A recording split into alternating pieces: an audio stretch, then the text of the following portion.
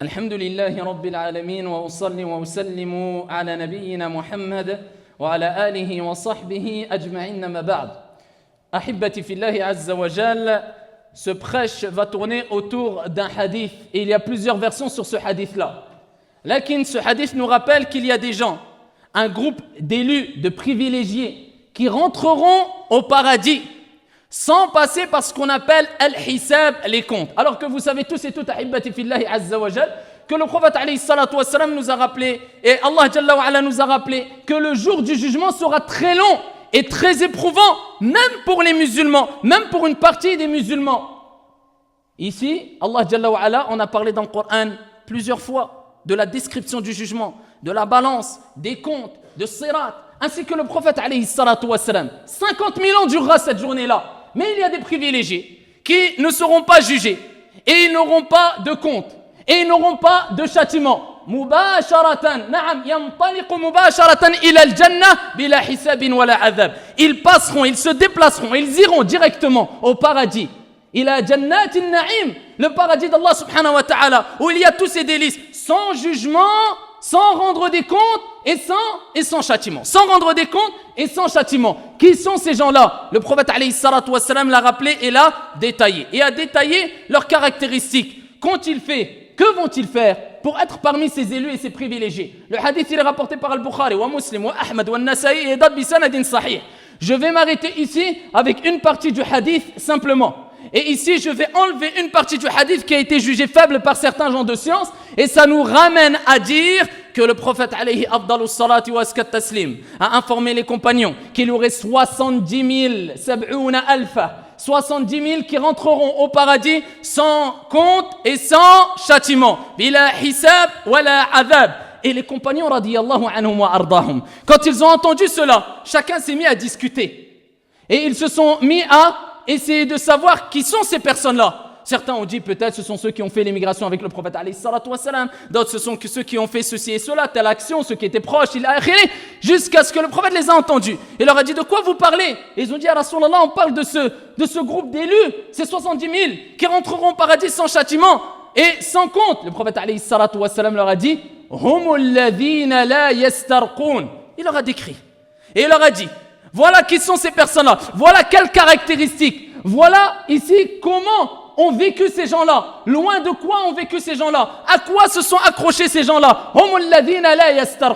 Ce sont ceux qui ne demandent pas la ruqya, c'est-à-dire ici le fait de demander une ruqya, c'est ce qui est connu au jour d'aujourd'hui, d'aller voir une personne, soit parce que tu es touché d'un mal, d'accord, parce qu'un djinn t'a possédé, ou bien parce qu'on t'a fait un mauvais œil, ou bien on t'a fait de la sorcellerie. Tu vas voir une personne de confiance.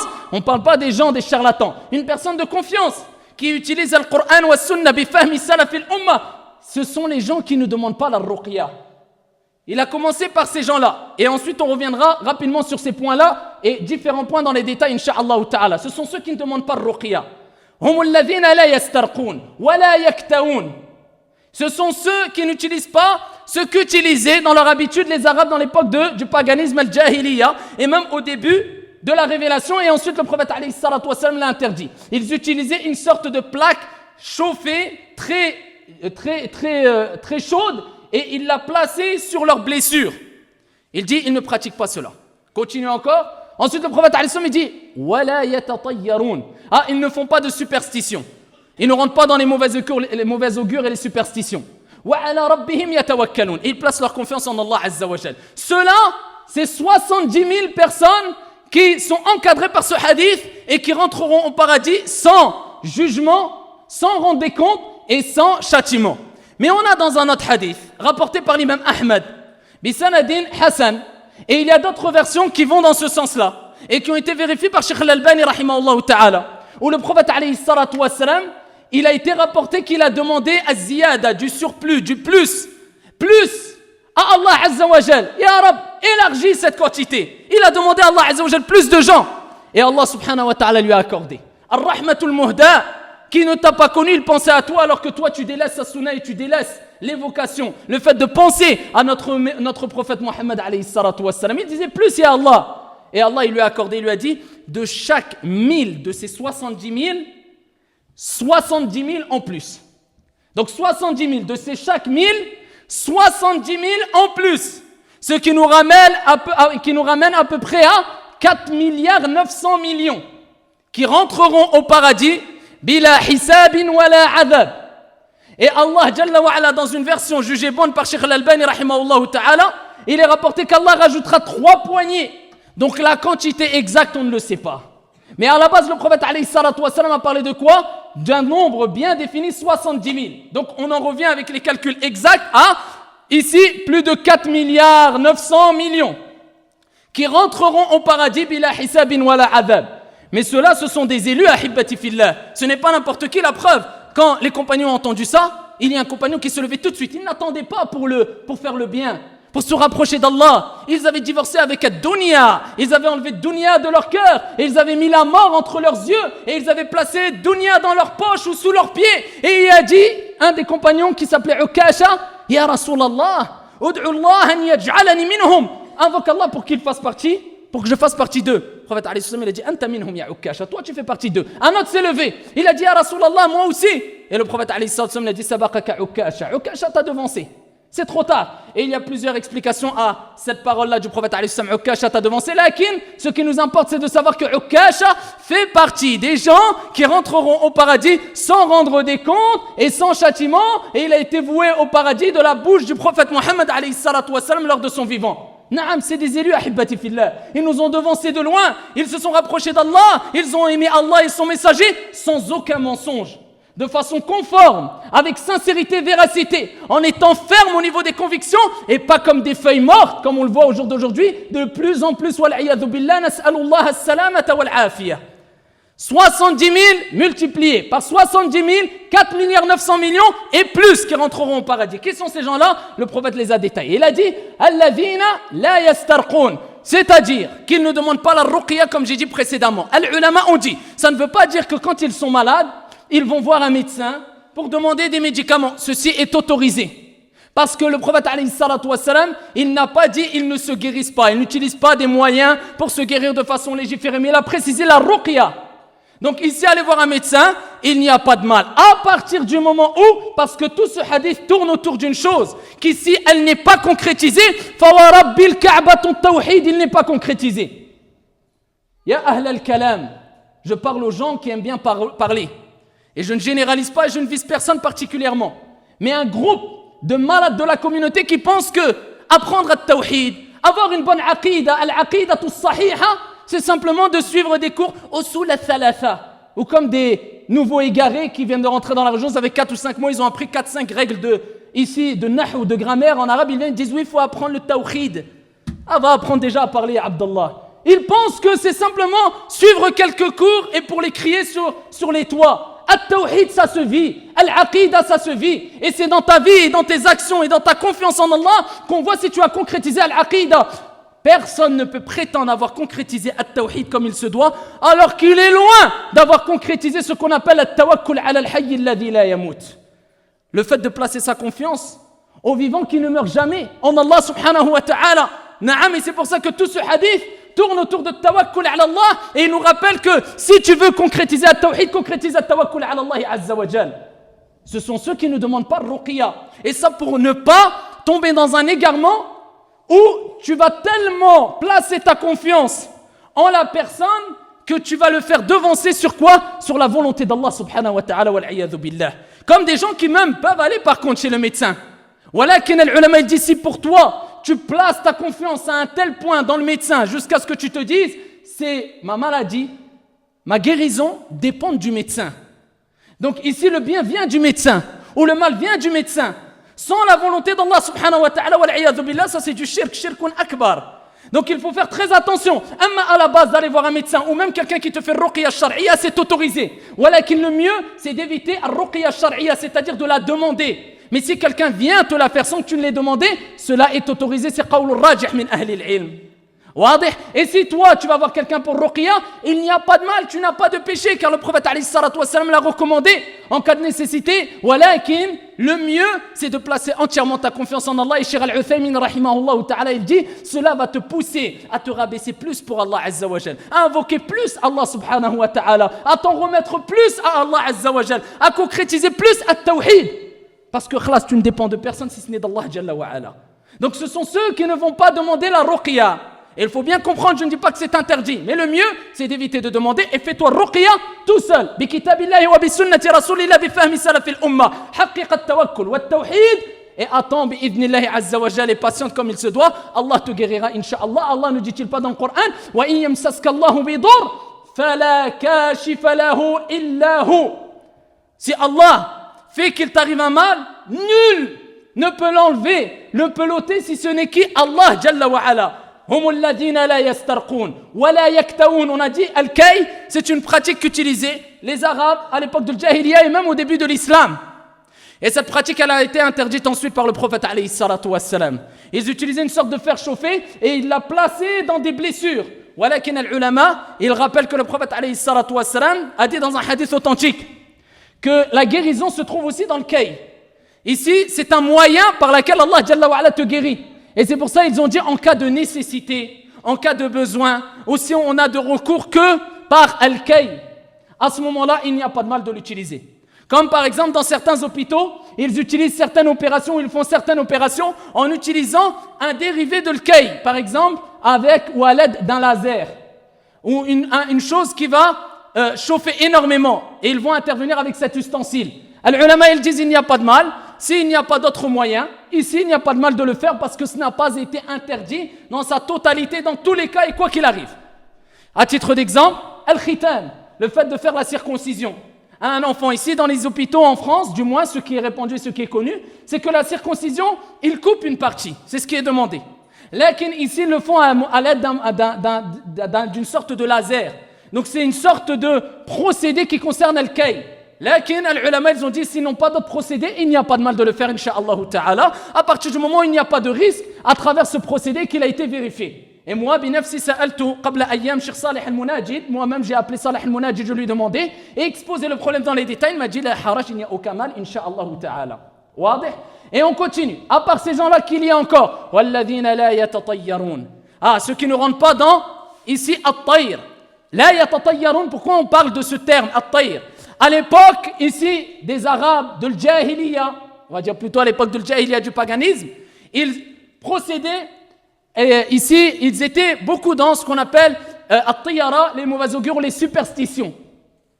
Et parmi ces moyens, ici, il y avait le fait qu'ils prenaient un oiseau, ou alors ils prenaient plusieurs oiseaux ou un oiseau, et avant de voyager, ils lâchaient l'oiseau. Quand ils partaient vers un côté, par exemple vers la droite, ils disaient ça c'est bon signe, khayr. Quand il voyait un oiseau, un type d'oiseau aussi, il disait khayr. Comme si la vue de cet oiseau-là va apporter du bien. Comme des gens, quand ils voient par exemple un oiseau ou un animal ou je ne sais quoi, ils disent soit khayr, c'est un bien, c'est bon, ou soit c'est un mal. Ils voyaient certains types d'oiseaux, ils disaient khayr. Ou bien avant de voyager, ils lâchaient un oiseau. Quand ils voyageaient vers la droite ou ils partaient vers la droite, là, à ce moment, il disait, ça, c'est bon signe, on peut voyager. Quand il partait vers la gauche, il disait, ça, c'est mauvais signe, on ne voyage pas maintenant. Et le prophète, il a rapporté dans un autre hadith authentique, rapporté par Ahmed et d'autres, et cité dans, ici, Sahih al-Jami' de Cheikh al-Albani, rahimahullah ta'ala, wa ghayro, min al-muhaddithin, at-tiyaratu shirk, wa fi riwaya at-tiyaratu min al-shirk. Il a rappelé que les superstitions font partie ou sont de l'association, et il y a plusieurs types d'associations. Ou plusieurs types de superstitions. À notre époque, ce qu'on connaît, on peut faire la liste, elle est très longue. On a la main de Fatma, on a l'œil, d'accord, qu'ils mettent. Il y en a, ils mettent des pneus au-dessus de chez eux. Il y en a, ils accrochent des mains de Fatma au-dessus de chez eux, wal'iyadu billah. Et il y en a, ils voient et ils rentrent dans les superstitions répandues chez les non-musulmans à vendredi 13, superstition à travers un nombre bien défini. Comme les Arabes, ils prenaient ici comme mauvais augure certains mois du calendrier. Ici, égérien, wal'iyadu billah. Certains ils disent vendredi 13, ça porte malheur. D'autres, ils disent un chat noir. Ah, un chat noir, il passe, ça porte malheur. D'autres, je passe sous une échelle. D'autres, ceci, d'autres, cela. D'autres, touche du bois, ça va aller bien. Et bien, continue. La liste, elle est très longue. Tout cela est encadré par le hadith du prophète alayhi salatu wassalam. At-tiyaratu shirk. C'est de l'association, wal'iyadhu billah. Ça fait partie de l'kaba'ir. Mais attends, ya Abdallah, quel type d'association? Si toi, maintenant, tu te dis, quand je vois le chat noir, ça, c'est un mauvais présage. Ça annonce qu'il va m'arriver un malheur. Mais tu reconnais que le malheur vient selon la volonté d'Allah et qu'il vient d'Allah subhanahu wa ta'ala. Et que le mal et le bien, et je ne parle pas du mal pur, mais le mal et le bien dépendent de la volonté d'Allah azza wa jal. C'est ce qu'on appelle shirkun asghar. Ça fait partie des grands péchés, c'est de la petite association, mais tu restes musulman, mais tu te dois de te repentir. Amma, si toi tu te dis, khalas, j'ai vu le chat noir, il va m'arriver un mal. Donc le mal dépend de ce chat. Et le bien dépend de ce chat. Et si ce n'est pas selon la volonté d'Allah, ça c'est de la grande association. Tu dois refaire al-ghusl pour rentrer dans l'islam, tu es tombé dans la grande association, wal-iyadhu billah. Et combien de gens dans l'ignorance, ils tombent dans la grande association par cette porte qui est, c'est pas grave, c'est du shirk asghar, et Shaitan joue avec eux. Et c'est pas grave, c'est que des superstitions, wal-iyadhu billah. Et ceci, ayyuhal ikhwat wal akhawat, si tu tombes dedans, cela fera que tu ne feras pas partie de ces groupes de personnes si tu ne t'es pas repenti, c'est-à-dire ceux qui rentreront au paradis bi'idhnillahi azza wa jal bila hisabin wala adhab. Et Allah il a mis maintes fois en garde dans le Coran et dans la Sunna le prophète alayhi salatu wassalam contre shirk. Walaqad uhiya ilayka wa ila alladhina min qablik. Il a été révélé à toi ainsi que ceux qui t'ont précédé, c'est-à-dire les prophètes. La in ashrakta la yahbatanna amalu. Si tu m'associes quoi que ce soit ou qui que ce soit, et ça Allah il dit au prophète, que dire de nous. Si tu me donnes quelconque associé, tu associes, tes œuvres deviendront vaines. Et tu seras parmi les perdants. Éloignez-vous du shirk, ahibati fillah, et attention à tous ces procédés qui font partie du shirk. Le fait aussi d'aller adorer les tombes, d'aller voir wali ou fulan, et d'aller voir des intermédiaires, et de demander à des morts, et d'aller voir as-sahara wal kuhan, les sorciers et combien de gens aujourd'hui, c'est devenu une mode, adi. Fawarabbil Kaaba, c'est devenu une mode, c'est devenu habituel chez les gens maintenant de nous dire un tel m'a fait sihr, un tel m'a envoyé un djinn, un tel fait de la sorcellerie, un tel veut pas. La sorcellerie, le sihr, c'est devenu adi. Pourquoi? Les gens ne craignent plus Allah illa man rahim Allah. Kullu man alayha fan. Al-ins, wal-djinn, wal-hayawanat. Tout le monde doit mourir. Les djinns qui font du mal vont mourir et rendront des comptes. Les êtres humains qui font du mal et du bien vont mourir et rendront des comptes. Les animaux vont mourir et rendront des comptes, bien qu'il n'y a pas pour eux de paradis ou d'enfer, mais ils deviendront poussière. Adlullah, l'équité d'Allah Azza wa Jal. N'est-il pas venu le moment de craindre Allah Azza wa Jal, ahibati fillah, et de s'éloigner de ce shirk? Ici, qu'il soit petit ou grand, le prophète il a dit Walladhina la yastarqoun, wa la yaktaoun, wa la yatatayyarun, wa ala rabbihim yatawakkalun. Il résume. Ces gens-là, de toute manière, ils placent leur confiance en Allah Azza wa Jal. Et Fawarabbil Kaaba, comme je l'ai dit, je le répète et on ne cessera de le répéter, si tu veux concrétiser ton tawhid, l'unicité d'Allah, la croyance saine, en les noms et les attributs d'Allah Azza wa Jal comme il se doit, tu dois concrétiser at-tawakkul. Sinon, tu vas dire, je concrétise at-tawhid, mais je place ma confiance en al-ibad. J'ai plus peur de l'ibad ou de telle personne ou de telle chose que d'Allah. Comment tu veux concrétiser at-tawhid? At-tawakkul min at-tawhid, ya Abdallah. Si ton tawakkul il est naqis, il est diminué, comment tu veux concrétiser at-tawhid kama yanbaghi ya Abdallah? At-tawakkul, c'est le fait de prendre les causes. Comme l'a dit l'imam al-Shatibi rahimahullah ta'ala, le fait d'utiliser les causes, amrun wajib shar'an, c'est une chose obligatoire dans la législation. C'est obligé de prendre les causes. Lakin n'oublie pas, khudh bil asbabi bi badanik wala bi qalbik. Grave ça dans ton cœur et dans ta tête. Utilise les causes, mais avec ton corps, pas avec ton cœur. Laisse les causes loin de ton cœur. Mais avec ton corps, utilise les causes. Et ça ne suffit pas de placer sa confiance en Allah, d'être sincère tout simplement. Mais il t'est demandé d'être sincère, de placer ta confiance en Allah et d'utiliser les causes, écoute bien, conformément au Coran et à la Sunna bi fahmi salafil umma. Amma, quelqu'un peut dire je place ma confiance en Allah et utiliser des causes qui ne sont pas demandées. Et pour cela, on va juste voir les meilleurs des créatures ba'd al-anbiya wa ar-rusul. C'est qui? As-sahaba radiyallahu anhum wa ardahum, à l'époque et après la mort du prophète alayhi salatu wassalam, à la bataille de Uhud. Est-ce qu'ils étaient sincères? Na'am. Est-ce qu'ils étaient véridiques? Na'am. Est-ce que c'était les compagnons du prophète? Na'am. Est-ce qu'ils ont placé leur confiance en Allah? Na'am. Est-ce qu'ils ont fait les causes? Na'am. Mais il y a un moment où les causes n'ont pas été faites conformément à l'ordre du prophète alayhi salatu wassalam. Ce qui leur a valu, ce qu'ils ont subi lors de la dernière étape de la bataille de Uhud. Le prophète leur a dit, faites les causes, restez les archers dans la montagne. Et ils ont pensé que c'est bon, ils étaient en sécurité. Ils n'ont pas fait les causes conformément à ce que le prophète leur a ordonné. Ils sont descendus et voilà ce qui leur est arrivé. Donc ne te précipite pas à dire c'est bon, je suis sincère, je place ma confiance en Allah et je fais les causes. Fais les causes conformément. Et quand tu ne sais pas, nous revenons à quoi? Fas'alu ahla dhikri in kuntum la ta'lamun. Demandez aux gens de science si vous ne savez pas. Ala al-aqal is'al man kana a'lam minka ou man a'lama minka. Le minimum demande à celui qui est plus instruit que toi, même si ce n'est pas un savant, plus instruit que toi, quand tu ne sais pas comment utiliser les causes comme il se doit. Et comment dire le contraire? Alors que Sayyidul Mutawakkilin, alayhi afdalus salati wa askat taslim, Muhammad alayhi salatu wassalam, est-ce que dans toute sa biographie, vous voyez une fois où il n'a pas utilisé les causes? Quand il y a eu la bataille de l'Hudaybiyah, le jour de l'Hudaybiyah plutôt, le jour de l'Hudaybiyah, la bataille de Uhud, la bataille de Badr, Al-Hijra, ici, quand il a fait min Makkata ila al-Madina, tout ce qu'il a fait, le prophète alayhi salatu wassalam, pourtant il avait le wahi, il avait l'assistance, l'aide, le secours d'Allah azza wa jal, la meilleure des créatures sur la surface de la terre. Billahi alaykum. Est-ce qu'une fois vous voyez où il n'a pas fait les causes, vous voulez rester dormir, il a dit c'est bon, vous inquiétez pas, je suis prophète, vous pouvez fermer les yeux. Ça c'est le prophète. Allah il a voulu qu'il fasse les causes et qu'il souffre et qu'il endure et il a vécu des défaites. Et il a vécu des victoires. Et le prophète alayhi salatu wassalam, sa vie est notre exemple. Laqad kana lakum fi rasulillahi uswatun hasana. Son comportement, son minhaj, sa voix, sa méthodologie, c'est notre exemple. Vous avez certes dans le messager d'Allah alayhi salatu wassalam un excellent exemple. Le prophète a fait les causes et toi tu dis non, khlas. Moi je tawakkal ala Allah. والأسباب لا تنفع ولا تمنع إلا بمسبب أو إلا بأمر مسبب الأسباب. Khalas, ça c'est vrai, mais les causes, tu les as mis de côté. C'est un égarement, ya ibadallah, que le fait de placer sa confiance en Allah sans utiliser les causes. Et ceux qui ont placé leur confiance en Allah comme il se doit, ils sont nombreux. Je cite 2-3 exemples pour terminer ici. On vient voir simplement la vie des compagnons, radiyallahu anhum wa ardahum. Quand Allah Jalla wa ala a parlé des croyants véridiques sincères, qui ont combattu à l'époque du prophète, auprès du prophète alayhi salatu wassalam. Wa ma baddalu tabdila. Ils n'ont varié aucunement dans leurs engagements. Ce qui manque beaucoup au jour d'aujourd'hui, comme je parle des gens qui sont comme des feuilles mortes. Avant de tomber par terre, avant ils passent et ils les emportent. Hadith wa la haraj, à bon entendeur. Ici, ils ne varient en rien dans leur engagement. Et ces gens-là, hibbati fillah, quand Allah Jalla wa ala a parlé d'eux, qu'est-ce qu'il disait? Qu'est-ce qu'il a dit subhanahu wa ta'ala dans le Coran al-Karim?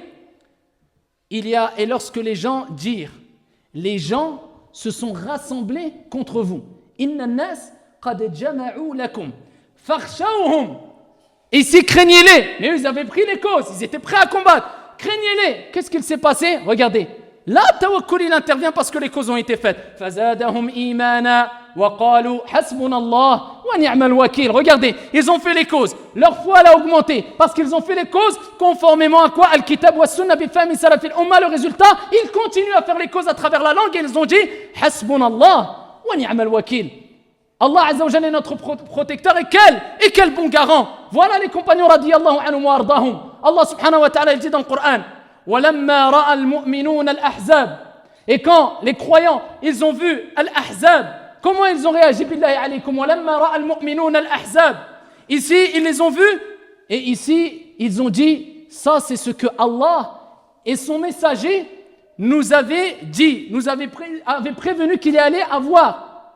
Et ils ont dit Sadaqallah wa rasuluh. C'est ce qu'avait prévu Allah et son messager. Et ils ont dit vrai, Allah et son messager. Ils n'ont pas dit pourquoi. Ils ont dit vrai. Fazadahum imana. Et ici, wa ma zadahum illa imanan wa taslima. Et ça n'a fait qu'accroître leur foi et leur soumission. Voilà comment ils réagissaient. Et le résultat, c'est qu'ils ont eu la victoire. Ibrahim alayhi salam, le feu en face de lui, ils allaient le tuer. Mais il a fait les causes. Il se retrouvait maintenant dans une situation, écoute bien, où toutes les causes qu'il avait pu faire ont été interrompues. Ça, il ne peut plus. Là, à ce moment-là, on ne va pas dire fais quelque chose. Tu n'as plus rien à faire. Tu as utilisé tous les moyens légiférés. Tu ne peux plus. On t'a mis dans la catapulte, comme Ibrahim alayhi salam. Ils allaient le jeter dans le feu. Qu'est-ce qu'il a dit?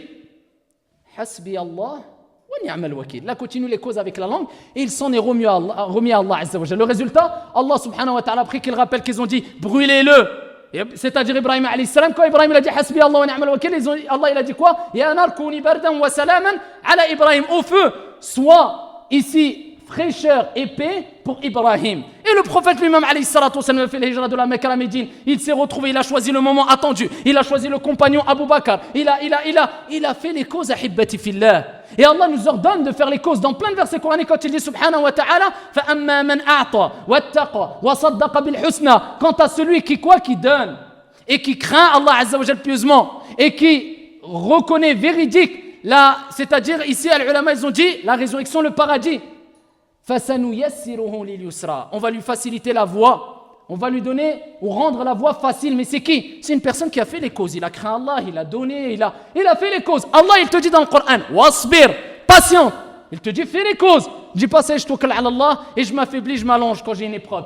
Allah il dit wasbir, patiente, fais des efforts. Tu dois relever la tête, tu dois patienter. Et ensuite Allah il te rappelle, mais attention, pars pas dans l'excès en disant je place ma confiance en moi ou dans mes causes.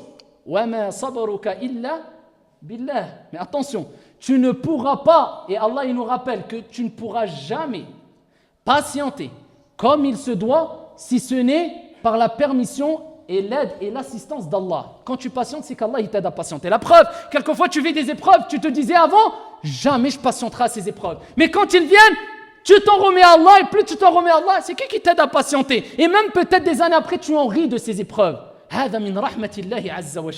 C'est une miséricorde d'Allah parce que tu as placé ta confiance en Allah, tu as été sincère et tu as utilisé les causes comme il se doit. Tu n'es pas resté dormir et Abdallah et tu as vécu comme il se doit avec le hadith rapporté par At-Tirmidhi bisanadin Hassan où le prophète alayhi salatu wassalam il a dit لولا أنكم تتوكلون على الله حق توكله لرزقكم الله لو أنكم تتوكلون على الله حق توكله. Pas n'importe quelle confiance. Si vous placez votre confiance en Allah comme il se doit, Allah vous aurait donné votre subsistance comme il la donne à l'oiseau. Avez-vous déjà vu un oiseau qui reste le matin allongé et qui se dit c'est bon, il y a les autres oiseaux qui vont chercher à manger, moi je reste dormir. Tous les oiseaux le matin ils partent. Toi tu te lèves à Salat al-Fajr, tu les entends déjà ici, sabbah, faire le tasbih. Nous on ne comprend pas mais ils le font. On entend les chants des oiseaux. Ils sont matinales. Et Allah il donne l'exemple de l'oiseau. L'oiseau, il part le matin, il part, il bouge. Il ne reste pas allongé dormir. Ah, khlas, at-tawakkul ala Allah. La khidma, la walula. Et il reste dormir. Allah, il va me ramener. Il va te ramener quoi, Allah? Allah, il n'a pas besoin de toi. Et Allah, il te donne si toi, tu fais des efforts. Walladhina jahadu fina, comme je le répète souvent. Ceux qui font des efforts pour notre cause. La nahdiyannahum subulana. Tout le temps, Allah, il commence par les personnes qui font des efforts d'eux-mêmes. Fais et après, tawakkal ala Allah. Mais place ta confiance en Allah, Azza wa Jal. Écoute bien. Avec ton corps, pas avec ton cœur. Ne place pas ta confiance en les choses, en mettant un lien très fort entre toi et ces causes. Sache que c'est que des causes, mais utilise-les de façon complète et de la meilleure des façons, avec intelligence et avec la meilleure des stratégies. Conformément au Coran et à la Sunna bi fahmi salaf al-umma. En parallèle, place ta confiance en Allah sans jamais désespérer et sans jamais manquer de patience et sans jamais te plaindre en accusant Allah, mais accuse-toi tes causes et ta propre personne. Continue à faire cela et tu verras que ça se passera bien. Allah, il veut que tu fasses des causes. Et il dit, Allah vous aurait donné votre subsistance comme il la donne à l'oiseau. Il part le matin le ventre vide et il rentre le soir. Alhamdulillah, rassasi. Amma faire les causes, c'est obligatoire. Placer sa confiance dans les causes, ici, total, c'est un égarement. Abandonner le tawakkul, faire les causes, c'est un égarement. Faire les causes, abandonner le tawakkul, c'est un égarement. Nous, ce qui est demandé, c'est complet. Place ta confiance en Allah. Fais les causes conformément au livre d'Allah et à la sunna du prophète alayhi salatu wa salam wa abshir.